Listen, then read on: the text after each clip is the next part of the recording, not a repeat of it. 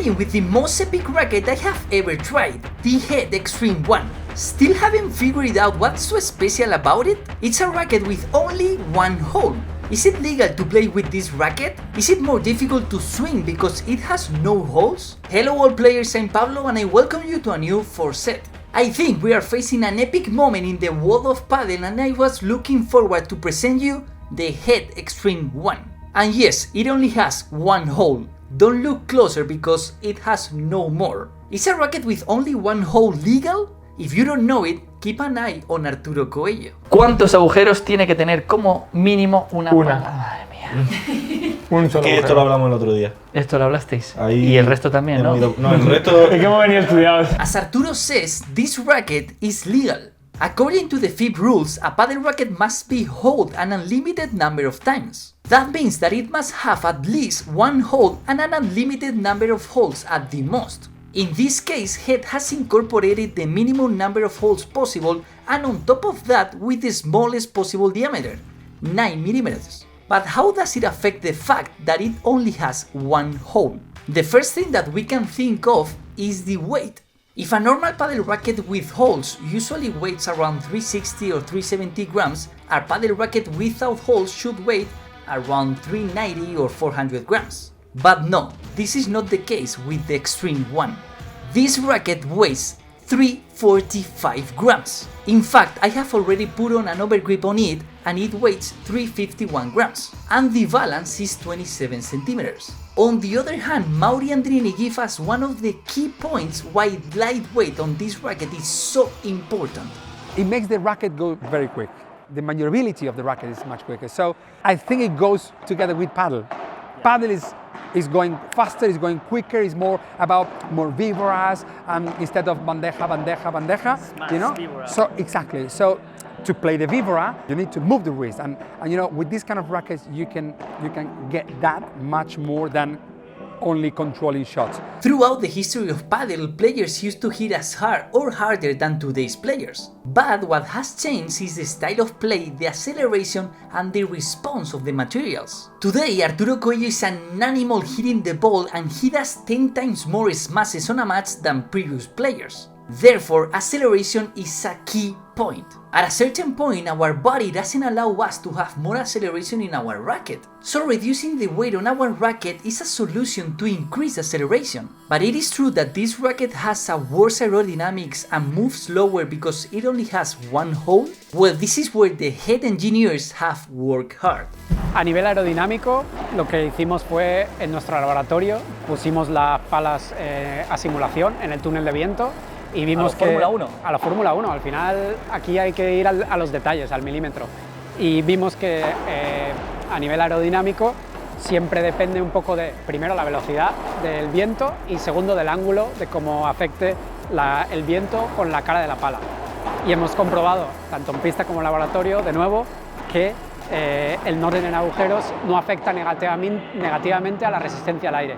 También porque si lo piensas, los movimientos que haces planos en pádel son movimientos cortos, no tienes un swing largo, como por ejemplo una preparación larga como en tenis, y muchos de los golpes también atacas la bola a nivel no plano, sino más de lado, con un ángulo, con el viento, como la volea de revés, la bandeja, etc. What did I really feel on court with this racket? Before I give you my point of view, I wanna ask you, the last time you had a broken racket, what was it like? Most likely it was between the holes, and that is because it's the most fragile area of the racket. Well, obviously that problem with the Extreme 1 is solved. I think everything can be broken, but we did, of course, some analysis and studies and tests in our quality management as well.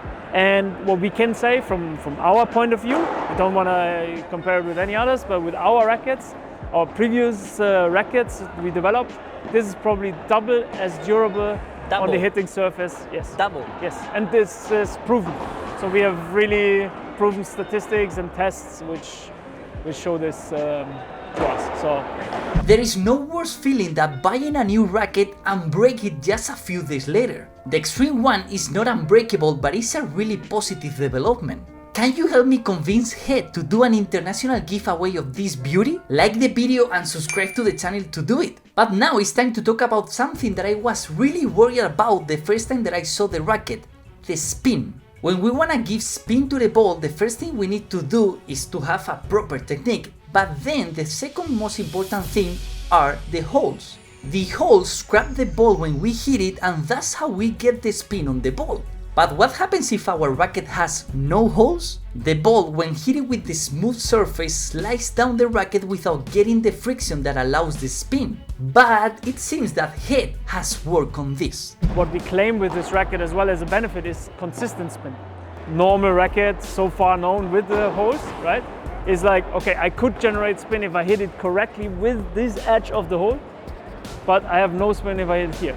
With this racket, you have the same constant spin everywhere. And starting right from the rough, I want to give you my opinion about this racket. As I was saying, the rough and the spin were something that I was really worried about the first time that I saw this racket. I have never been a big fan of 3D surface like this one because, in my opinion, are just cosmetics. And yes, it has happened to me that I don't feel the necessary spin while doing drop shots. I was testing for a while doing some drop shots and I didn't feel completely comfortable. Disclaimer, let's remember that it's summer and I haven't played much paddle, so 99% of the problem is obviously mine and not of the racket. However, in the Vibora or in the Smash over the fence, which are shots in which it's also necessary to add that extra spin to the ball, I have not noticed any difference. But in my opinion, in the future 2.0 version of the Extreme 1, they should try to apply a more prominent rough finish. But how does it feel to play with a racket without holes besides the spin? Well, honestly, you forget about it. The sensations are so good, so natural, you feel the ball so much that you don't even realize that your racket has no holes. When you hit the ball with intensity, you feel that consistency, that stiffness in the shot that is amazing. Down the line, you can defend very easily because of this and give fire to your volleys, mainly thanks to the agility, which is very effective. As you probably know, I have some elbow problems after my accident. By playing with the Extreme 1, I didn't notice any negative aspect. The ability to move the racket fast, both in volleys as for the preparation in bandejas or viboras, it's crazy. With the Delta Pro, which weighs 375 grams, I couldn't even move the racket. I was preparing the bandeja with the Delta Pro and I felt that I was late for everything. But well, with this one is the opposite.